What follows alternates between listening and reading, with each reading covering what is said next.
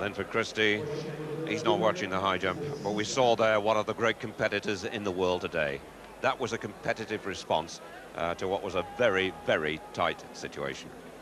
Almost the Ed Moses of women's high jumping, Kostadinova, until this season.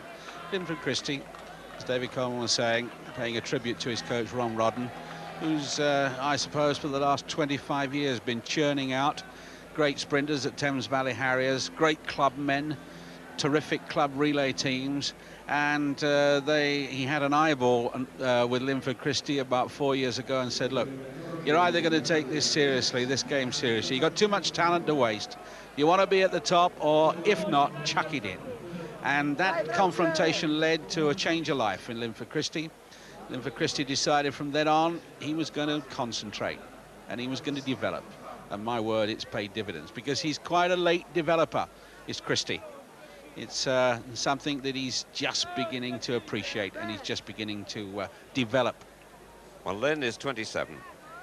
But Alan Wells, of course, was a late developer, but we're actually finding British sprinters. It used to be a very weak event for Britain. Peter Radford was the trailblazer in modern times, when in this very stadium he got the bronze medal behind Armin Harry in 1960. Fortunately, when one sees the replay of that race, he gets the reputation as a bad starter. In fact, he was a good starter, but Hari got such a good one in the final. Well, there's the full lineup.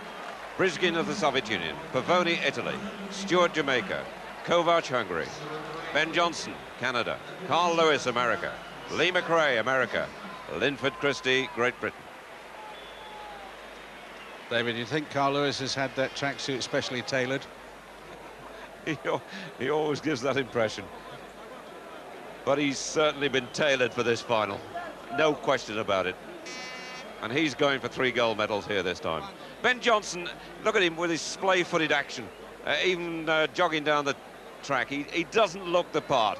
But once he starts going, once he gets off those blocks, he breaks all the coaching theories, in fact. Off the start, he almost stands up. He comes upright immediately. The old theory used to be that you came up very low and kept low as long as you could. But Ben Johnson, nobody can complain about his starting. He's one of the best starters I've ever seen. And so much can depend in this final on the start. He could run Lewis ragged off the blocks. But in Lewis's mind, and we all know this because we've talked to him and his entourage, in Lewis's mind is that he's the better athlete in the closing stages. And whether he'll panic off the blocks, we'll have to wait and see if Johnson gets a really good one. Yes, you write the coaching manual about the fellow on the left. The fellow on the right, you give him a lot of money to tuck an American football under one arm and use that impressive power. Linford Christie, meanwhile, separated by Lee McRae from the big two, Ben Johnson and Carl Lewis.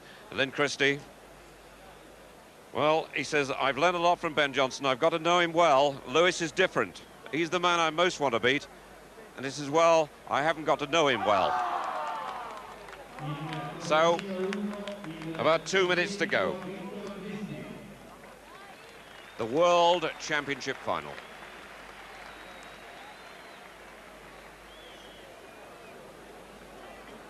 Lynn, European Cup double gold medalist in Prague recently when he won both the 100 and the 200 meters. And he said, I found it surprisingly easy.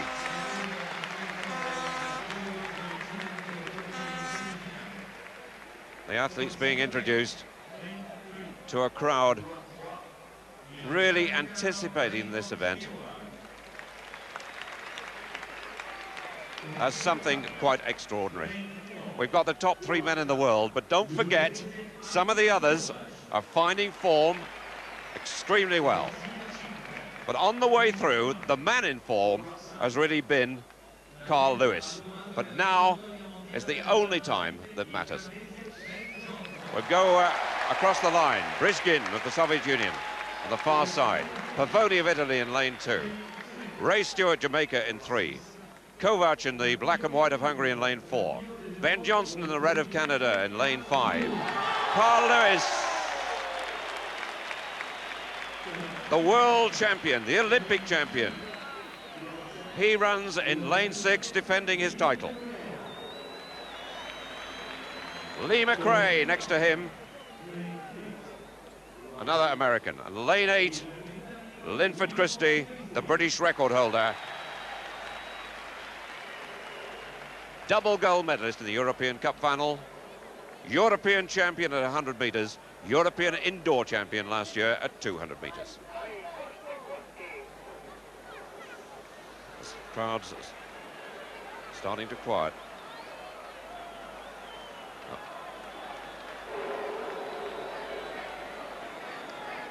The final of the World Championship 100 metres.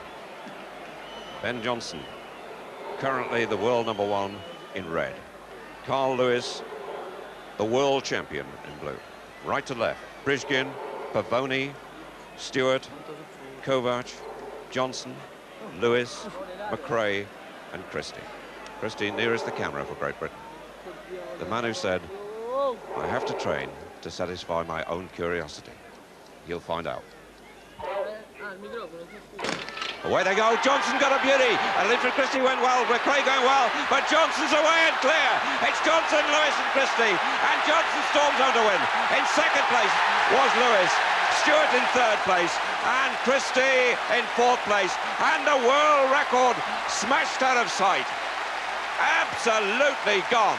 The wind following .95.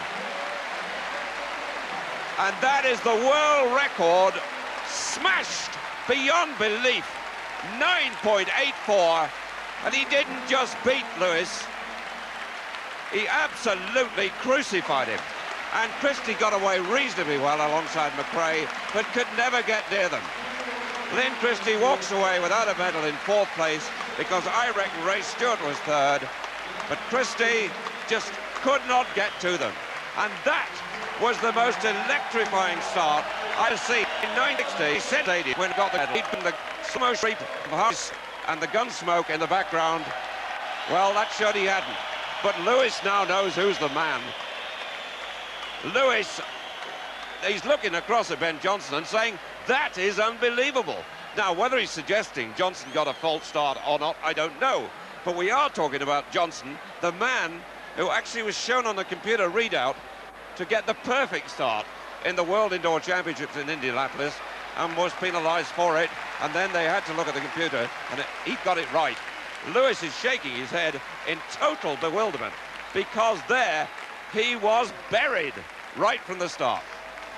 Well, not only did Ben Johnson answer all the questions, but the question on Carl Lewis's mind now may be about the start, but in fairness to him, he went straight across to follow Johnson around the track, and I believe that was to congratulate him on that incredible world record. Johnson was wrapped up in the crowd. He didn't snub Lewis, but Lewis tried to get to him, and he may have thought that Johnson was turning his back on him. Johnson was taking the plaudits of the crowd, but Lewis did follow him around the track to try and greet him on that. It was a magnificent sprint. We can see that sprint, but what a start. And just watch Johnson. Just watch Johnson. In the all red.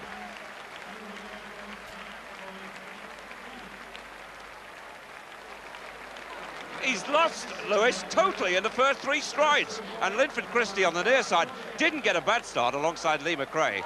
But Johnson made them all pedestrian. Lewis gets into his running, never into the race. Christie beats Lee McRae, probably thinks he's got the bronze medal. Can't see Ray Stewart on the far side in the yellow, who gets third place. But look at Johnson. He's being caught, but not by very much.